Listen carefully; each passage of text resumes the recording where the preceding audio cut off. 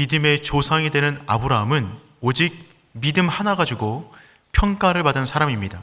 그리고 아브라함이 살아가는 모든 삶의 여정을 살펴보면 믿음으로 사는 삶이 무엇인가 우리는 알게 됩니다. 하나님은 새로운 시대를 여시면서 새로운 시대의 새로운 대안으로 아브라함을 선택하셨어요. 창세기 전체는 1부와 2부로 나눌 수가 있는데 1장부터 11장까지가 1부이고 12장부터 50장까지가 2부입니다. 그런데 1부의 내용을 살펴보면 사람들은 계속해서 범죄를 저질렀습니다. 예를 들면 첫 번째 범죄는 아담이 선악과를 따먹은 사건이었어요. 두 번째 범죄는 뭐냐면 가인의 살인입니다. 세 번째 범죄는 노아 시대 사람들의 타락이었어요. 네 번째 큰 범죄는 무엇이냐면 바벨탑을 쌓은 것이었습니다. 이 네 가지 범죄가 창세기 1부에 굉장히 중요한 내용입니다. 그런데 이 내용을 가만히 살펴보면 그 죄의 범위와 강도가 계속해서 커지고 있음을 알 수가 있습니다. 첫 번째, 아담의 죄는 개인의 죄입니다. 개인 안에 머무는 죄였어요. 두 번째, 가인의 범죄는 다른 사람을 죽이는 범죄였어요. 죄의 영향력이 타인에게 직접적으로 나아가는 범죄였습니다. 세 번째 범죄는 이 땅에 거하는 모든 사람이 한꺼번에 죄를 범한 것입니다. 그래서 물로 심판을 하지 않으면 안 될 만큼 온 땅의 사람들이 타락했습니다. 네 번째 바벨탑은 이 땅에 범람하던 죄가 하늘까지 닿은 죄입니다. 이 땅에서만 머무는 것이 아니라 하늘까지 올라가려고 했던 죄, 그것이 바벨탑의 죄가 되는 것이죠. 그러니까 죄의 강도가 계속해서 커지고 넓어지고 있는 것을 알 수가 있습니다. 그런데 감사한 것은 무엇이냐면 인간이 죄를 범할 때마다 하나님은 항상 은혜의 방편을 마련해 주셔서 모든 범죄를 덮고도 남을 만큼의 은혜를 베풀어 주셨다는 것입니다. 아담이 죄를 범할 때는 가죽옷을 입혀주셨어요. 그의 수치심을 가려주셨습니다. 가인이 살인을 저지른 이후에 그의 이마에 표를 주심으로 사람들이 그를 죽이지 못하도록 가인을 보호해 주십니다. 홍수 이후에는 홍수 사건이 벌어질 때는 노아 가정을 택하셔서 방주 안에 그들을 보호하심으로 새로운 인류가 시작될 수 있도록 지켜주셨습니다. 그런데 바벨탑 사건 이후에는 어떤 것도 보이지가 않습니다. 가장 큰 죄를 저질렀던 바벨탑, 그 사건 이후에는 하나님의 특별한 은혜의 방편이 없는 것처럼 보여져요.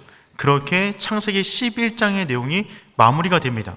그런데 그렇지 않은 것이 하나님은 새로운 시대를 열면서 바벨론 시대를 은혜의 시대로 열어갈 은혜의 방편을 마련하셨는데 그것이 무엇이냐면 아브라함입니다. 아브라함 자체가 새로운 은혜의 시대를 열어가는 창세기 12장부터 창세기 2부를 끌고 가는 하나님의 대안으로 선택받은 사람이 되는 것이죠. 하나님은 아브라함을 통하여 바벨탑을 쌓으며 자기 인생을 위해 살아가는 시대 가운데 하나님의 이름을 높일 자로 아브라함을 선택하셨고 이 땅의 복이 전부인 줄 알고 그 복을 끌어안으며 살아가는 시대 가운데 하늘의 복이 무엇인가를 보여주는 믿음의 샘플로서 아브라함을 선택하셨습니다. 하나님이 말씀하신 것처럼 결국 아브라함은 약속의 땅에 들어갔고 복이 되었어요. 마찬가지로 이 말씀을 듣는 우리 역시 결국 복이 되어 이 땅을 새롭게 하는 하나님의 사람 되는 줄 믿습니다. 그렇다면 결국 복을 받는 사람들은 어떤 사람일까요? 오늘 말씀을 통하여 결국 복을 받는 사람의 세 가지 특징을 여러분과 함께 나누기를 원합니다. 첫 번째 특징은 이것입니다. 결국 복을 받는 사람은 말씀을 따라 이동합니다. 말씀을 따라 이동합니다. 우리 4절 말씀 함께 읽어보겠습니다. 이에 아브라함이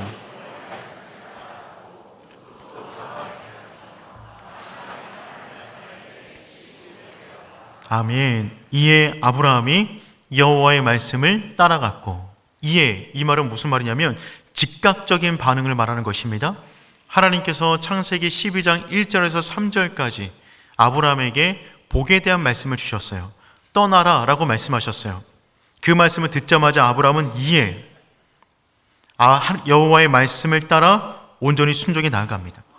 아브라함은 말을 하지 않았어요. 몸으로 순종합니다. 오늘 성경 본문 전체 가운데 아브라함은 한마디 말도 하지 않아요. 그는 오직 몸으로 움직여 나갈 뿐입니다.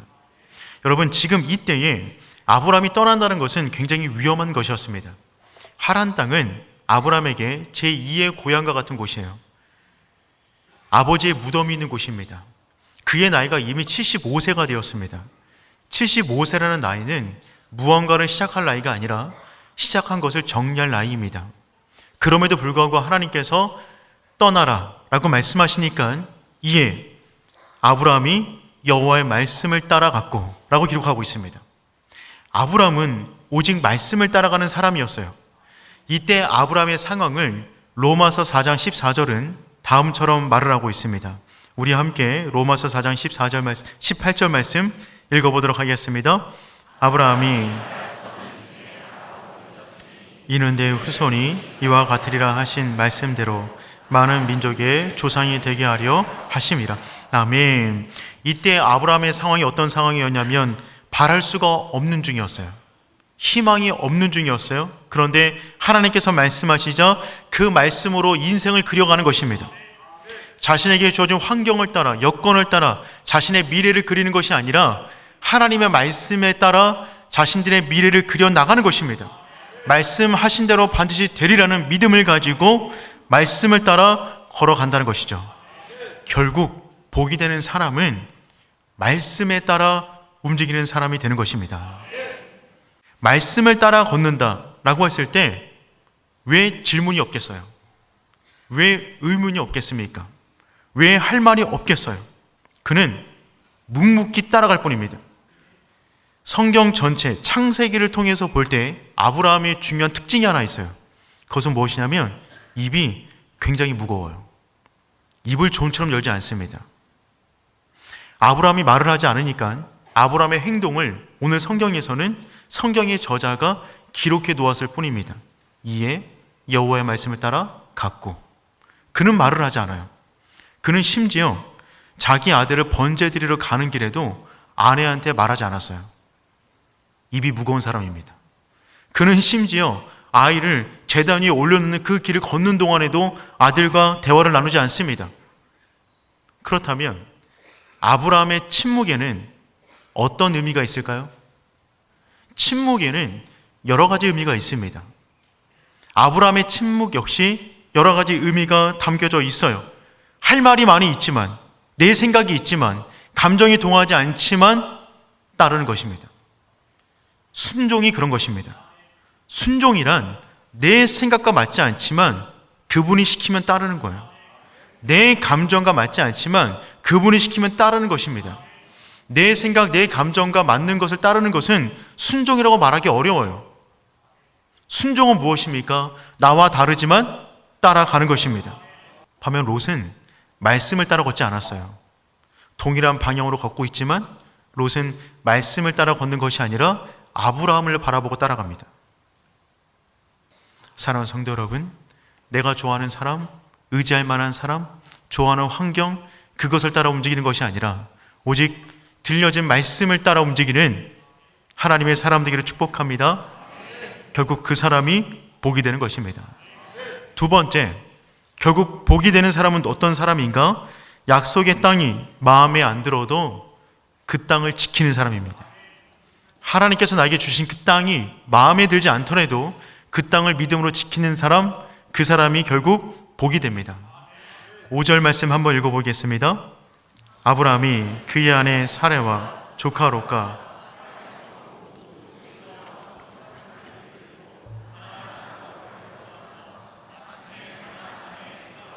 아멘. 마침내 가나안 땅에 들어갔더라.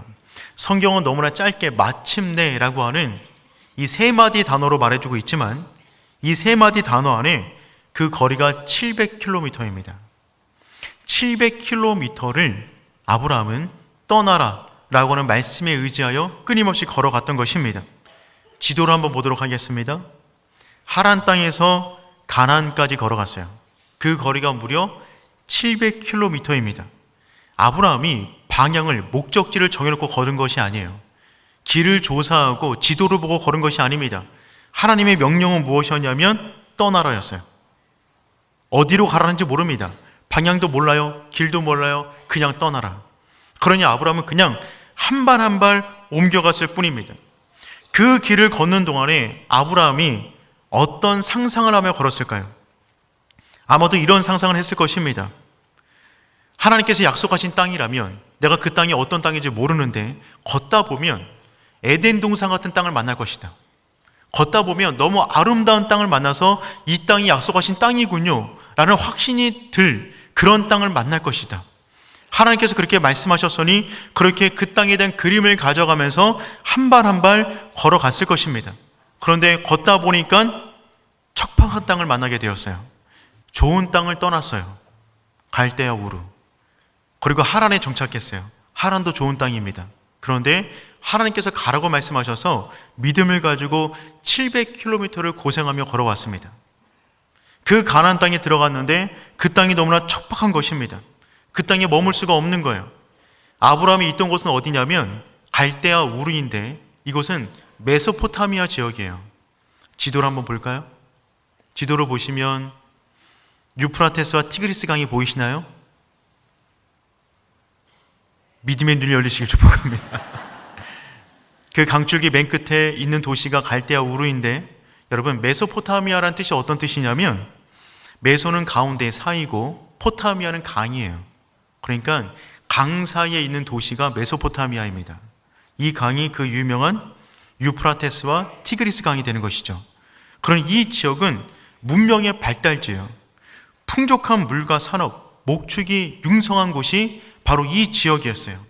이 지역에서 떠나서 내가 내게 줄 그 땅으로 가라라고 말씀하셨으니 아브라함은 당연히 이곳보다 더 좋은 곳을 그리지 않았을까요? 그러한 믿음 가지고 한 발 한 발 걸어간 것입니다. 그런데 들어가 보니까 그 땅은 너무나 척박한 곳이었어요. 머물 수 있는 공간이 없었단 말입니다. 그러니 여러분이 아브라함이라면 이런 생각하지 않으시겠어요? 하나님, 이곳이 맞긴 맞는 겁니까? 이곳에 서는 것이 맞습니까? 아니 약속 붙잡고 따라왔는데 고작 이 땅 주시겠다고 한 것입니까?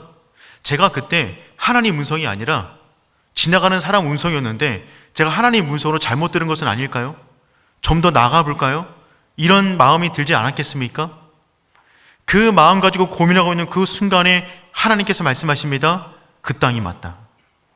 7절 말씀 읽어보겠습니다. 여호와께서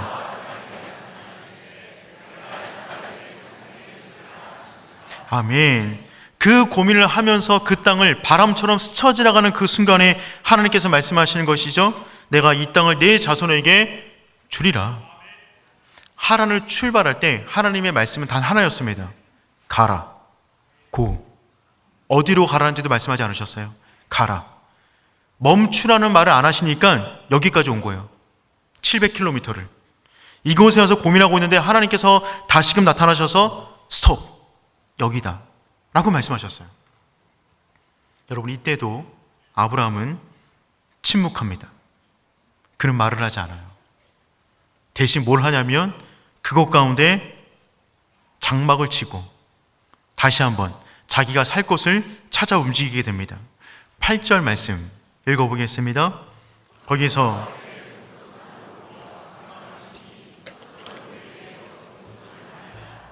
아멘. 아브라함은 살 곳을 찾기 위하여 베델 동쪽에 있는 산으로 올라가요. 그 산은 베델과 아이성이 바라보는 산이었어요. 그러니까 세겜 땅 가운데 살 공간이 없으니 아브라함이 살기 위하여 산으로 올라간 것입니다. 사람들을 피하여 베델 도시와 아이 도시로 들어간 것이 아니라 그 도시들이 바라보는 산으로 올라간 것입니다. 그러니 아브라함은 그 땅에서 정착할 수가 없는 상황이었어요. 그 산에서조차 더 있을 수가 없어서 9절 보니까 점점 남방으로 옮겨갔더라. 남방을 원어로 보면 네게부라고 하는데 이곳은 사막의 이름입니다. 뜻 자체가 메마르다, 거칠은 땅을 의미해요. 네게부 지역으로 내려갔다는 말은 무슨 말이냐면 거의 이제 인생을 자신의 장막을 펼 공간을 찾지 못했다라고 하는 의미가 되는 겁니다. 이때도 아브라함은 침묵합니다. 그는 입술로 범죄를 저지르지 않아요. 그리고 아브라함은 그 땅을 떠나지 않습니다.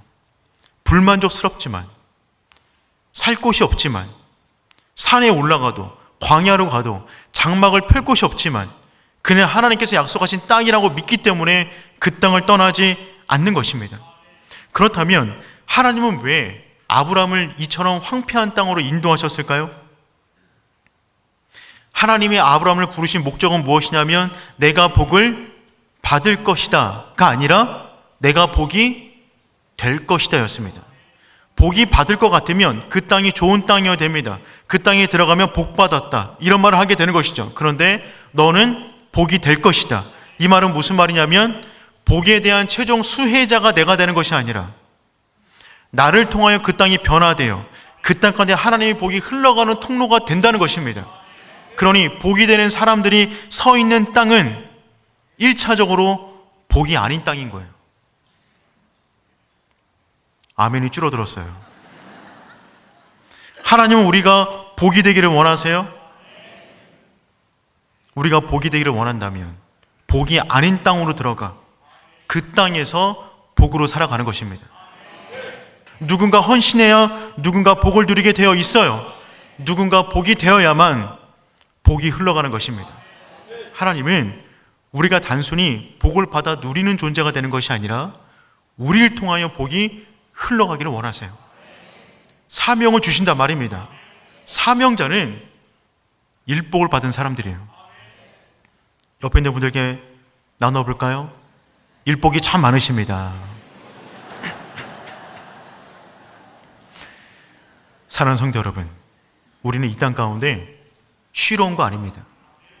놀러 온 거 아닙니다. 하나님의 나라를 확장하는 복으로 살기 위해서 왔어요.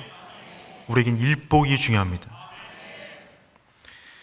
지난 주간에 여러분들이 귀한 마음으로 파송해 주신 저에게 파송 선교사 14가정과 만나고 왔습니다. 방콕에서 만나고 왔는데요, 14가정이 함께 모였습니다. 12개 국가에서 사역하세요. 총 46명입니다. 그런데 이분들과 함께 일주일간의 시간을 보내면서 여러 가지 많은 대화를 나눴어요. 그 모든 대화를 나누는 가운데 한 가지 공통점이 있었어요. 각 사람의 모든 인생 자체가 한편의 대하 드라마 같이 웅장한 이야기, 눈물 없이는 들을 수 없는 이야기들이 정말 많았는데 한 가지 공통점은 무엇이냐면 그분들이 지금 사역하고 있는 그 땅이 본인들이 원래 계획한 땅이 아니라는 것입니다. 하나님이 가라 그랬어요. 어느 땅에 갔어요? 추방당합니다. 3번, 4번 추방당한 분도 계세요. 언어를 3번째 배우고 있습니다. 불교권 아랍권에 들어가서 선교사로서 정체성이 드러나게 되면 추방당하기 때문에 숨어가면서 복음을 전하십니다. 다양한 형태로 그 땅을 떠나지 않는 거예요. 그 땅에 남아서 복음을 전하는 것입니다. 그분들이 눈물 흘리며 기도 제목을 서로 나누었는데 그분들의 마지막 고백은 다 무엇이냐면 그 땅을 절대로 떠나지 않겠다는 것입니다. 그분들은 이미 그 땅 가운데 복으로 서 있는 거예요. 사랑하는 성도 여러분, 우리 역시 마찬가지입니다. 그분들은 그 지역에서, 우리는 이 땅에서 하나님이 보내신 그 자리 속에서 복으로 살아야 되는 줄 믿습니다. 그 땅을 믿음으로 기경하고 그 땅 가운데 믿음으로 살아가 저주받은 그 땅이 하나님의 복된 땅이 될 수 있도록 주님 오실 그날까지 믿음으로 살아가는 하나님의 사람 되기를 축복합니다. 3번째, 결국 복이 되는 사람은요, 가는 곳마다 제단을 쌓습니다. 가는 곳마다 제단을 쌓아요. 7절 말씀 한번 읽어보겠습니다. 여호와께서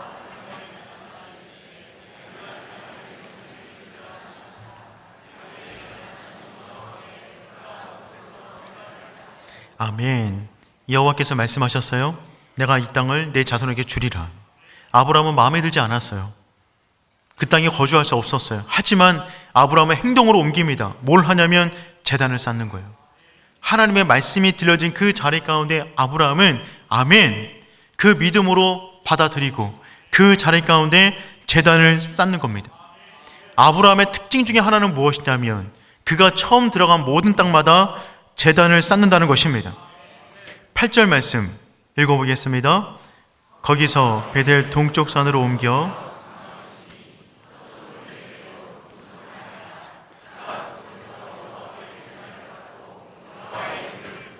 아멘. 여기도 보니까 세겜 땅에서 제단을 쌓은 이후에 동쪽 베델 동쪽 산으로 올라온 아브라함은 그곳에 장막을 치고 그리고 곧바로 제단을 쌓습니다.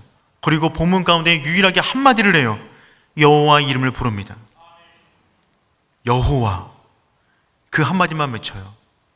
그러니 생각해 보세요. 순서가 중요합니다. 제단이 먼저예요.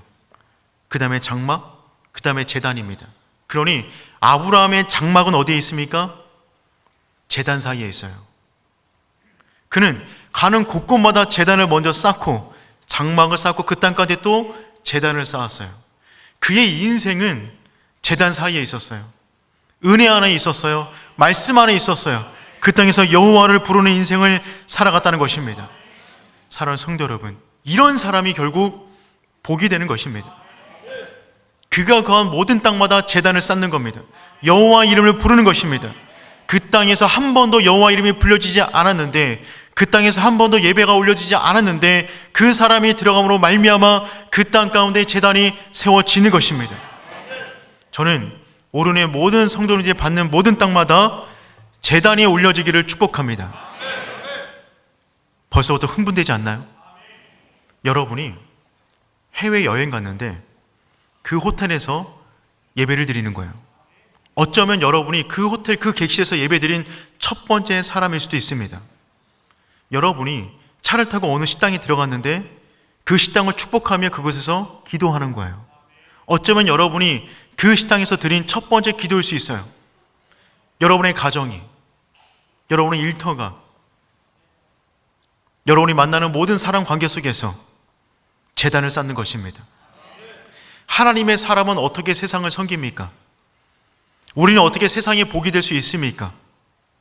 하나님의 사람은 세상을 어떻게 변화시켜 나갑니까? 제단을 쌓음으로 변화시키는 것입니다. 제단을 쌓음으로 복을 흘려보내는 것입니다. 우리가 세상을 섬기는 방법은 예배예요. 우리가 거하는 모든 곳에서 제단을 쌓고 여호와 이름을 불러 그 땅에서 하나님이 영광을 받으시고 그 땅까지 하나님이 예배하신 복이 흘러가도록 서 있는 그 사람이 복이 되는 줄 믿습니다. 바벨탑 이후에 하나님은 아브라함을 선택하셨어요. 자신의 영광을 위하여 바벨탑을 쌓는 시대 가운데 하나님은 하나님의 제단을 쌓을 움직이는 성소로서 걸어가는 모든 곳곳마다 하나님의 제단을 쌓을 사람을 선택하셨습니다. 그 사람이 복입니다. 사랑하는 성도 여러분, 우리가 그런 복이 되기를 축복해요. 결국 아브라함은 가나안 땅에 들어갔습니다. 그는 그 땅의 복이에요. 가나안 땅에 아브라함이 들어간 것 자체가 이미 그 땅은 복을 받은 것입니다. 그는 그 땅 가운데 복으로 살아가는 것이죠. 결국 복이 되는 사람, 말씀을 따라 움직이는 사람입니다. 롯처럼 사람 보고 움직이는 것이 아니에요. 복이 되는 그 사람, 그 땅이 마음에 들지 않더라도 그 땅 가운데 믿음으로 살아가는 것입니다. 나에게 주어진 일, 사명, 일복도 복이다 라고 하는 믿음을 가지고 그 땅 가운데 믿음으로 몸부림치는 것이죠. 세 번째, 밟는 모든 땅마다 제단을 쌓는 거예요. 그 땅에서 여호와 이름을 부르는 것입니다. 그 사람이 결국 복이 됩니다. 사랑하는 성도 여러분, 여러분을 통하여 하나님의 복이 여러분이 걸어가는 모든 곳마다 흘러가기를 축복합니다. 여러분은 결국 복이 될 것입니다.